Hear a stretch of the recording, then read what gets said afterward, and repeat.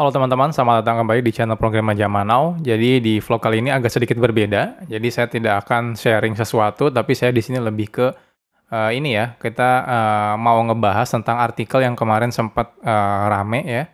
Jadi saya sempat sharing juga ke sosmed artikel ini. Jadi di sini judul artikelnya I almost got fired for choosing React in our enterprise apps. Jadi penulisnya katanya bilang kalau dia hampir dipecat gara-gara memilih React ya sebagai salah satu framework yang digunakan untuk membuat enterprise app-nya. Jadi di sini kita tidak akan memojokkan React atau mungkin memojokkan bahasa pemrograman tertentu, tidak, tapi lebih ke kita mengambil hikmah dari pengalaman orang lain. Jadi ini pun sebenarnya bisa kita ambil hikmahnya ya ketika kita nanti pakai framework yang lain ya, bukan cuma React. Kalau teman-teman pakainya Vue.js, Angular, atau misalnya pakai yang bahasa pemrograman lain seperti Flutter dan sebagainya, itu harusnya pengalamannya bisa kita ambil dari sini. Oke, kita langsung aja. Di artikelnya itu dijelaskan kalau dia itu di-hire sama salah satu perusahaan ya untuk ngelakuin rewrite. Jadi rewrite-nya itu sebelumnya ada aplikasi yang skalanya enterprise dan dia sayangnya masih dibangun dalam bentuk aplikasi desktop. Dia pakai WPF. WPF itu Window Presentation Foundation. Jadi ini aplikasi .NET ya. Jadi dia pakai aplikasi desktop basisnya. Ya, dan dia ini connect ke cloud, ke web gitu ya. Jadi mungkin aplikasi desktopnya mungkin aplikasi kliennya ya. Jadi mirip kita kayak aplikasi klien biasa gitu ya. Cuma basisnya desktop, bukan web pakai browser. Jadi pakainya desktop dan dia connect ke servernya via web. Oke. Jadi ini sekitar aplikasinya katanya. Jadi aplikasinya itu lumayan gede, ada sekitar 220 pages ya. Jadi mungkin 220 screen ya. Kalau di aplikasi desktop ini banyak banget sih kalau misalnya 220 itu banyak banget ya. Jadi dan ada sekitar 20% yang highly customized. Jadi mungkin highly customized itu maksudnya bisa berubah-ubah tampilannya, ngikutin datanya. Ya saya kurang tahu sih ya detailnya seperti apa, tapi intinya dia bilang 20%-nya yang highly customized. Jadi nggak fix gitu bentuk si halamannya. Oke, lalu sama dia. Nah, ini yang paling kompleks kali ya kayaknya ya. Jadi dia butuh nampilin data, lalu kayak bisa ada fitur grid-nya. Grid itu kayak tabel ya. Kalau teman-teman tidak tahu apa itu grid, kalau di aplikasi desktop itu, kalau yang khususnya orang-orang .NET, dia ada grid atau misalnya tabel lah, tabular. Tapi grid-nya itu biasanya custom ya. Bisa di grouping, bisa kolomnya bisa fleksibel gitu ya, bisa digedein, kecilin kayak gitu. Jadi ini custom juga, bisa kolom apa yang tampil, kolom apa yang tidak gitu ya. Jadi pokoknya yang fleksibel banget. Nah setelah itu, karena timnya banyak, jadi kan aplikasi desktop otomatis jadi satu doang gitu ya. Tapi karena timnya banyak, jadi dia harus bikin si aplikasinya tuh beneran modular. Jadi beneran modular biar orang banyak gitu ya bisa ngerjain di project yang sama. Karena kan agak tricky ya. Satu project bisa dikerjain banyak orang itu agak tricky. Makanya sekarang tuh banyak konsep microservice. Kenapa? Karena susah maintain satu aplikasi monolith gitu ya. Di-maintain sama puluhan bahkan ratusan orang. Makanya di-split jadi kecil-kecil. Nah ini problemnya aplikasinya harus di-deliver ke klien.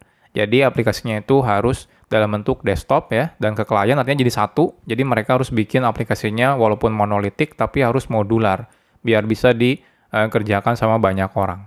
Lalu ini projectnya adalah multi-year project. Maksudnya multi-year project itu projectnya akan selalu dikembangkan tiap tahun gitu ya. Jadi nggak tiap tahun diganti, nggak seperti itu. Jadi dia akan terus dikembangkan. Makanya dibilang di sini ada new feature will be added over time. Jadi selalu akan ditambahkan fiturnya. Nah, di sini ada no offline support. Jadi tidak bisa offline. Jadi harus online terus. Jadi untuk ya mungkin kayak aplikasi desktopnya ya udah jadi aplikasi klien aja gitu ya. Dia akan connect ke server terus. Lalu, nah kalau bisa dibuat semudah mungkin katanya ya. Kalau misalnya ada onboarding team member, terutama yang programmer .NET, itu ketika dia develop aplikasinya langsung gampang menyesuaikan dirinya. Jadi sebagai arsitek katanya dia harus ngebikin proposal gimana pindah ya dari aplikasi desktop mungkin ke basis web dan punya fitur-fitur seperti yang tadi. Jadi itu problem-problemnya. Oke, akhirnya dia itu milih React. Jadi secara garis besar dia milih React ya dibanding milih Angular. Karena katanya Angular dia punya bad reputation ya. Jadi bad reputation dari Google-nya kayaknya ya. Jadi tiba-tiba si Angular JS yang satu di-deprecated gitu ya. Jadi mereka nggak mau hal tersebut terjadi mungkin ya. Jadi pengennya ya ada jangka waktu panjang mungkin akhirnya mereka pilih React.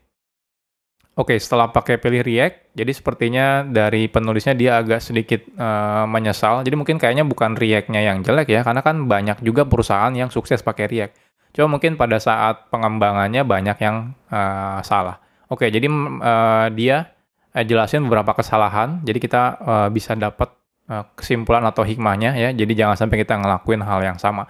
Oke, yang pertama adalah ini .NET developer join the team. Jadi kayaknya itu si developernya kebanyakan sebelumnya kan aplikasi desktop bikinnya. Jadi kebanyakan developernya adalah programmer .NET ya. Dan sekarang React.js itu kan otomatis ya programmernya biasanya JavaScript gitu ya. Karena dia dibikin pakai JavaScript. Nah, di sini ternyata ternyata timnya itu adalah pakainya .NET. Jadi walaupun arsiteknya bilang oke ini bagusnya pakai JavaScript dan pakai React.js gitu ya, tapi belum tentu si developernya ngerti karena developernya mungkin sebelumnya adalah .NET. Akhirnya apa? Akhirnya katanya ketika di meeting kan banyak pertanyaan-pertanyaan yang yang aneh. Contohnya kayak kok nggak ada dependency injection-nya di React gitu ya? Karena mungkin di kebiasaan di .NET atau di Java pada biasa pakai dependency injection. Terus kenapa ini pakai functional komponen gitu ya? Kenapa tidak ada kelas, komponen dan sebagainya? Jadi pertanyaan-pertanyaan ini akhirnya ditanyakan sama orang-orang .NET-nya ya. Lalu kenapa di sini katanya function hang around and why aren't the enkapsulasi? Jadi kenapa tidak ada enkapsulasi? Setelah itu kenapa tidak ada retry policy? Jadi kenapa tidak mekanisme retry? Jadi mungkin dulu aplikasi desktopnya ketika ngirim gagal gitu ya, bisa automatic retry gitu ya, library yang ada di .NET-nya. Sedangkan mungkin di JS tidak ada. Jadi akhirnya mereka pakai PolyJS untuk mekanisme tersebut. Lalu penamaannya, katanya di sini kenapa penamaannya pakai ini dash strip camel gitu ya? Kenapa tidak Pascal case seperti ini? Karena mungkin kebiasaan programmer Java sama programmer .NET biasanya pada bikin kelasnya itu adalah pakainya filenya Pascal case seperti ini. Jadi akhirnya namanya ngikutin juga, mereka pengennya kayak gini juga. Dan sebenarnya masih banyak lagi. Contohnya gimana caranya ngejalanin di Visual Studio katanya. Jadi karena kan programmer .NET kebanyakan pakai Visual Studio ya. Ini beda ya, Visual Studio sama Visual Studio Code itu beda. Jadi kenapa di Visual Studio Code katanya, kenapa nggak runningnya di Visual Studio aja gitu ya. Jadi akhirnya hal-hal tersebut dipertanyakan. Jadi akhirnya karena katanya CTO-nya ya nge-backing timnya, jadi ya normal sih ya ngebela timnya, akhirnya mau tidak mau dia ngikutin keinginan dari si developernya yang kebanyakan adalah developer .NET. Jadi ya udah ngikutin walaupun pakai React.js akhirnya mereka ngikutin pattern .NET. Bahkan di sini dia menyesali kalau misalnya kalau gitu sih mendingan dari awal pakai Angular aja yang lebih familiar stylenya gitu ya, patternnya lebih sama dengan programmer Java atau .NET. Oke, dari sini kesimpulannya sih kalau saya kira problemnya itu kalau kayaknya di sini terlalu memaksakan ya. Jadi kita nggak bisa memaksakan kalau misalnya saya sering pakai Java gitu ya, lalu tiba-tiba saya bikin project pakai Node.js gitu. Saya nggak bisa memaksakan style Java di Node.js. Kenapa? Karena si Node.js punya style sendiri gitu ya. Nah, di sini salahnya itu dipaksakan dan sayangnya itu CTO-nya juga di sini mengokekan untuk memaksakan gitu ya. Misalnya saya developer Java, tiba-tiba bikin aplikasi JavaScript, saya pengen pokoknya ngikutin best practice di Java gitu ya. Padahal ya nggak bisa seperti itu sih. Jadi di sini mungkin kesalahannya seperti itu. Jadi ya salahnya di sini kita bisa ambil hikmah, jangan memaksakan kehendak. Kalau misalnya kita pakai teknologi yang di luar biasanya kita pakai, jangan maksa apa yang biasa kita gunakan di teknologi tertentu ke teknologi lain. Makanya yang selalu saya bilang ke teman-teman yang lain, biasanya ikutin best practice di tempatnya. Jadi kalau misalnya teman-teman pakai framework A, ya ikutin best practice framework A. Ketika teman-teman ikutin pakai framework B, ikutin best practice framework B gitu ya. Jangan bikin ya suka-suka sendiri. Akhirnya kalau misalnya ada problem, bingung sendiri. Ya, jadi ini problem problem pertamanya satunya katanya. Jadi tidak mengikuti standar si React.js-nya. Jadi teman-teman kalau nanti pakai framework, tolong ikutin best practice dari framework-nya itu sendiri. Jangan bikin best practice sendiri. Oke, selanjutnya adalah There is no never only React. Nah, ini lagi nih, React itu adalah unopinionated library. Maksudnya apa? Jadi, uh, bukan full end-to-end framework ya React itu. Jadi React itu emang buat hal tertentu aja. Kadang-kadang kan kita memang, saya sebenarnya jujur nggak terlalu suka pakai framework yang unopinionated. Kenapa? Karena biasanya kalau unopinionated, kalau misalnya kita butuh full bikin aplikasi, saya akan harus menambahkan library-library lainnya.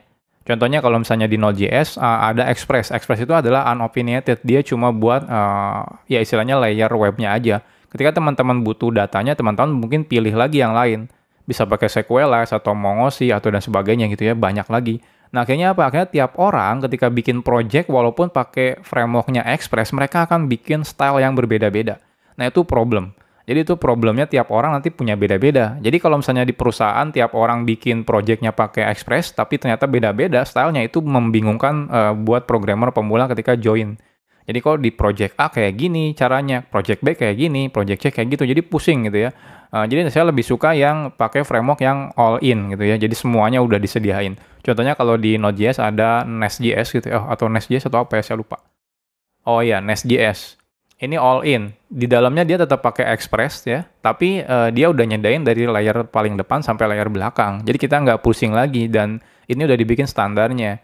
Jadi dengan dibikin standarnya, tiap orang nggak punya persepsi masing-masing ketika bikin aplikasi. Contohnya, oh saya mau pakai model view controller, saya mau pakai model service repository view gitu ya. Setelah orang, saya mau langsung dari controller langsung akses DB. Nah, jadi tiap orang nggak punya persepsi beda-beda kalau saya pakai framework seperti ini. Contohnya kalau framework yang udah jadi lagi di bahasa PHP, misalnya Laravel. Laravel itu udah all in gitu ya.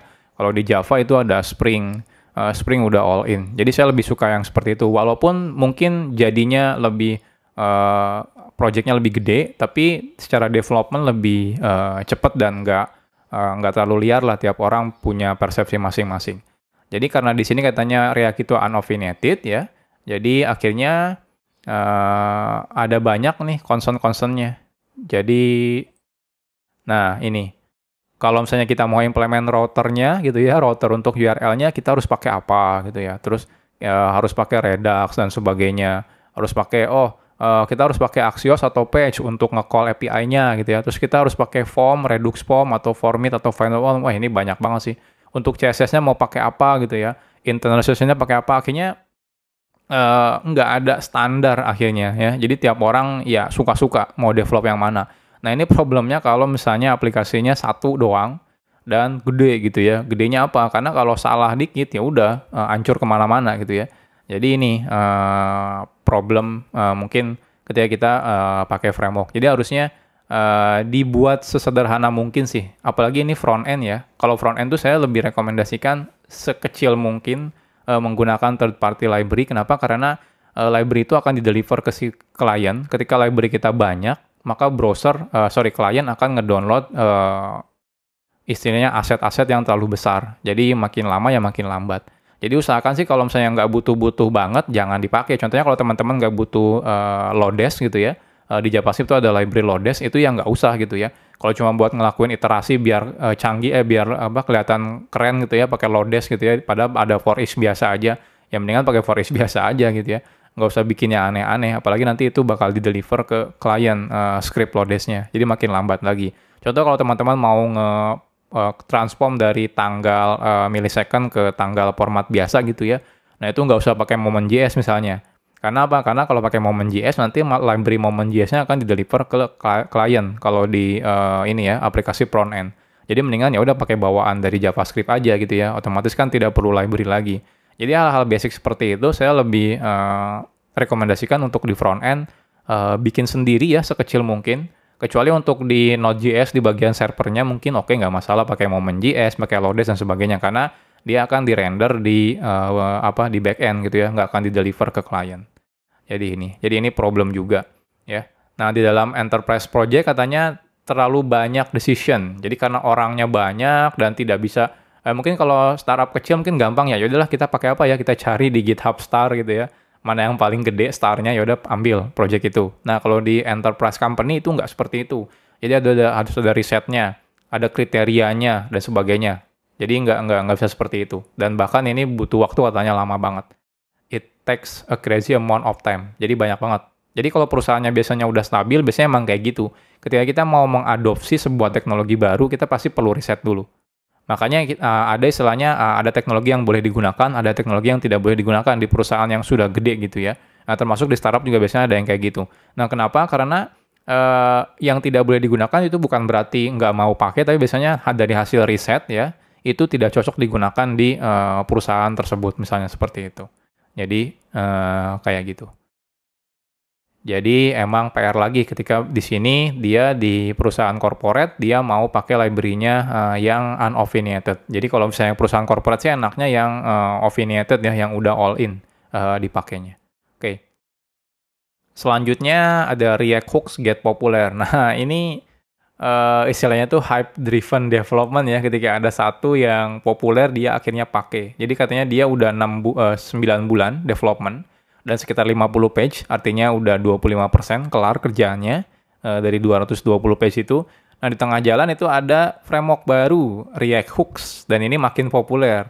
Ya, akhirnya developernya mencoba gitu ya. Akhirnya ya kejadiannya kayak gitu, di tengah jalan dirubah lagi gitu ya. Dan ini detailnya bisa teman-teman baca. Nah, ini sebenarnya hal yang saya nggak rekomendasikan kalau teman-teman misalnya pakai ada sesuatu yang baru ini kayaknya bakal naik daun nih langsung pakai, itu saya nggak rekomendasikan gitu. Saya lebih suka pakai framework atau library yang udah mature itu kelihatan track record-nya tiap dia rilis apakah nge-break atau enggak gitu ya. Kalaupun dia rame dipakai tapi tiap rilis nge-break terus ya buat apa gitu ya. Walaupun dia ngakunya misalnya canggih, scalable, tapi kalau tiap naik nge-break terus ngapain gitu ya. Itu bikin capek sebenarnya. Jadi kita bukan malah pusing ngerjain kerjaan kita ya, kita malah pusing nge-fixing problem ketika upgrade library dan sebagainya. Nah, itu problem banget. Ya contohnya kayak di sekarang tuh kayak contohnya kayak saya kan biasa coding Java di backend-nya. Di Java tuh ada Spring Framework gitu ya. Nah, dari dulu tuh Spring Framework ya seperti itu gitu ya. Jadi tiap naik ya udah versinya biasanya dia nggak akan nge-break. Akhirnya banyak framework-framework kecil yang lain yang bilang kalau ini lebih kenceng dari Spring, lebih bagus, lebih apa. Tapi tetap banyak orang pilihnya Spring. Kenapa? Karena dia stabil gitu ya, tiap rilis dia tetap bagus, dia ngejamin backward compatible dan sebagainya. Jadi nggak tiap naik itu nge-break lagi. Contohnya dulu ada framework yang lumayan naik daun namanya Fly Framework di Java. Itu dari versi dia emang klaimnya lebih kencang dari Spring. Emang dari awal kan Spring misalnya blocking si Fly Framework itu non-blocking. Jadi kalau teman-teman ada Fly Framework gitu ya, itu ada juga. Nah, ini sekarang udah versi 2 ya, dan dari versi 0 tuh kalau nggak salah pakai, saya lupa ya, pakai Jython atau apa, bahasa pemrograman Python belakangnya. Terus naik lagi pakai Groovy, habis itu naik lagi pakai Scala gitu ya. Jadi berubah-ubah terus. Akhirnya tiap naik ya harus upgrade terus. Jadi ini sempat populer, tapi akhirnya banyak yang ninggalin lagi. Kenapa? Karena ya terlalu sering rubah-rubah gitu ya. Walaupun dia ngakunya lebih kencang daripada Spring sebagai benchmarknya. Jadi kalau saya lebih seneng ngambil library atau framework yang mature dibanding yang hype gitu ya. Oke. Dan akhirnya katanya problemnya adalah development is slowing down. Nah, ini di sini yang lucu sih. Jadi semakin lama katanya semakin lambat development-nya ya, terutama ini katanya. Jadi tiap dia nge-running itu kayak butuh RAM-nya 4 GB. Dari 2 giganya nggak cukup. Ini lucu banget sih. Jadi dulu tuh ada orang yang bilang, oh saya nggak suka Java karena lemot gitu ya. Jadi saya lebih pakai JavaScript. Ternyata sekarang JavaScript juga sama gitu ya. Makin kesini makin lemot juga kalau misalnya udah banyak. Jadi sempat ada dulu meme namanya Java Golang slow meme kalau nggak salah. Nah, yang ini nih. Jadi cepat atau lambat, percaya deh, bahasa pemrograman Golang kata Java di sini dia akan disebut slow, verbose, dan old fashion.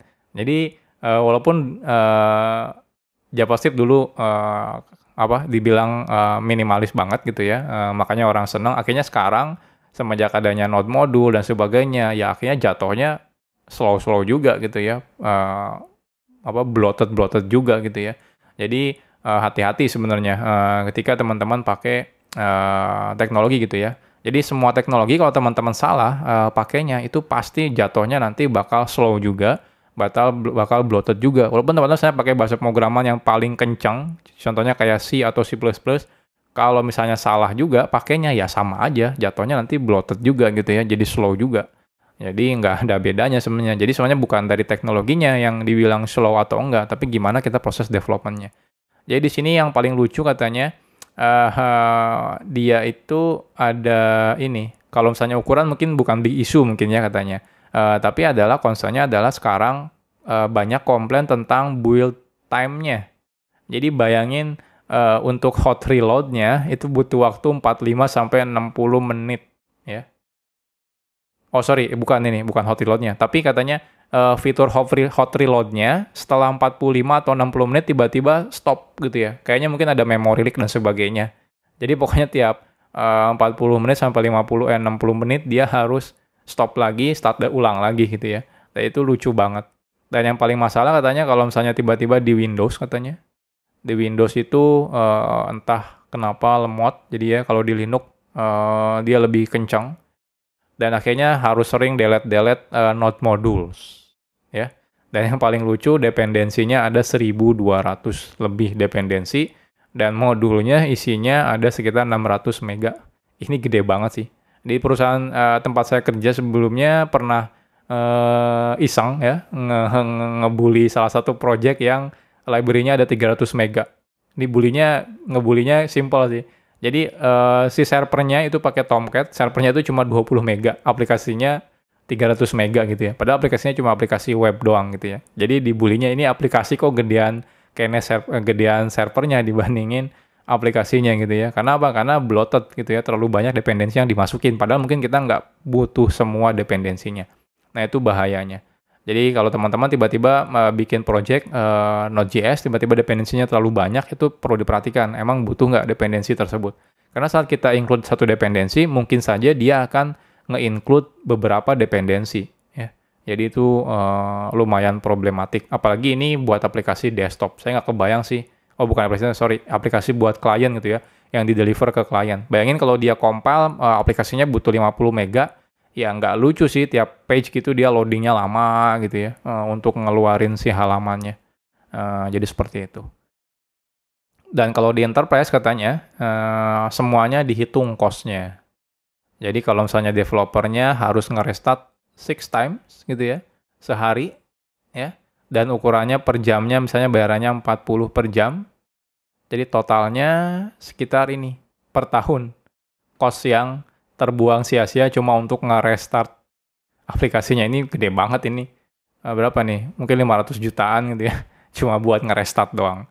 Jadi ini problemnya lagi. Jadi problemnya projectnya terlalu bloated. Jadi teman-teman ya sebijak mungkin ya. Walaupun emang banyak sekarang library yang sudah jadi, teman-teman bisa pakai, tapi kalau misalnya nggak butuh-butuh amat sih ya nggak usah gitu ya. Mendingan dibuat sendiri, apalagi yang simple-simple kayak contohnya ngecek string util gitu ya, ngecek apakah ini kosong atau enggak dan sebagainya, itu dibanding teman-teman masukin library string util gitu ya, string helper, itu mendingan cek sendiri aja. Contohnya ngeformat waktu dibandingkan masukin moment.js misalnya, ya udah pakai bawaan dari si JavaScript-nya untuk ngeformat waktunya, seperti itu. Oke, yang kelima, ini kayaknya yang terakhir ya, yang kelima. Nah ya, yang kelima itu Redux Saga is slowly dying. Nah, ini lucu lagi sih. Nah, dia bilang sih ini developernya boleh setuju boleh enggak gitu ya. Tapi katanya dia merasa Redux Saga mungkin kayaknya slowly dying. Jadi maksudnya itu slowly dying itu kayak mungkin apa ya istilahnya? Ada problem sehingga orang nggak males pakai lagi. Jadi kayak framework itu kayak kalau dibilang slowly dying, jadi ya orang-orang udah bilang ini kayaknya problematik frameworknya, jadi nggak mau pakai framework itu lagi. Contohnya kayak terakhir kayak Angular versi 1 misalnya seperti itu. Ya. Jadi ini kalau misalnya kita salah pilih framework sih. Jadi kalau salah pilih framework dan projectnya udah terlalu gede, ya itu akhirnya resikonya kayak gini. Ya. Jadi katanya di sini adalah poor decision. Jadi karena menambah unnecessary complexity. Nah, makanya yang tadi saya bilang, kalau misalnya teman-teman nggak butuh-butuh amat, mending nggak usah tambahin. Ya, Kalau teman-teman saya bikin aplikasinya simple, nggak butuh dependency injection, jangan ditambahin dependency injection. Apalagi cuma isinya cuma 2, 5, 4 kelas gitu ya. Ngapain pakai dependency injection? Jadi kalau dependency injection itu kerasanya kalau teman-teman udah bikin aplikasinya gede banget. Dan dependency injection biasanya lebih cocok di back end mungkin ya. Atau di aplikasi yang seperti aplikasi yang kayak di mobile gitu ya, atau di back end gitu ya. Nah, kalau JavaScript saya jujur penggunaan dependency injection kayaknya nggak terlalu populer mungkin ya kalau di front end-nya. Nah, jadi ini problemnya. Akhirnya karena dia menambah unnecessary complexity, kompleksitas yang sebenarnya tidak diperlukan banget gitu ya. Akhirnya ya seperti ini. Contohnya dia malah nambahin Redux Saga gitu ya, untuk salah satu library-nya di React-nya. Dan akhirnya banyak komplain. Komplainnya ini di sini nih disimpulin kenapa membutuhkan begitu banyak waktu untuk upgrade library. Nah, ini. Jadi ketika mungkin namanya aplikasi ya, kita kan harus upgrade terus library-nya ya. Ketika library-nya ada yang baru, otomatis kita upgrade. Nah, problemnya ketika upgrade ada yang nge-break. Nah, itu udah pusing deh. Jadi kita bukannya sibuk ngerjain fitur gitu ya, malah sibuk nge-fixing problem upgrade library. Nah, itu nggak lucu gitu. Jadi pastikan teman-teman pilih framework yang beneran stabil dan mature. Lalu kenapa development-nya slowing down? Ya tadi, untuk restart aja butuh berapa kali ya untuk restart. Habis itu harus clean lagi, habis itu harus delete lagi node modulesnya. Itu ribet banget. Dan kenapa aplikasinya malah sekarang menjadi buggy dan tidak stabil? Nah, ini.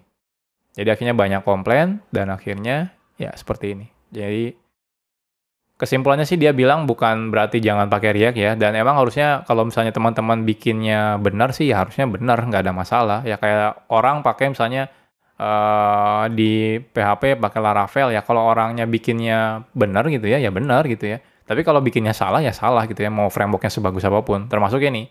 Jadi kalau misalnya React mungkin sama, kata dia misalnya oke aja, tapi dia bilang mungkin agak sedikit kapok ya dipakai enterprise application, mungkin karena ya pertama tadi problem-problemnya developernya nggak mau berubah, habis itu terlalu banyak jargon lah, oh pengen pakai dependency injection, pengen kayak gini, pengen itu ya.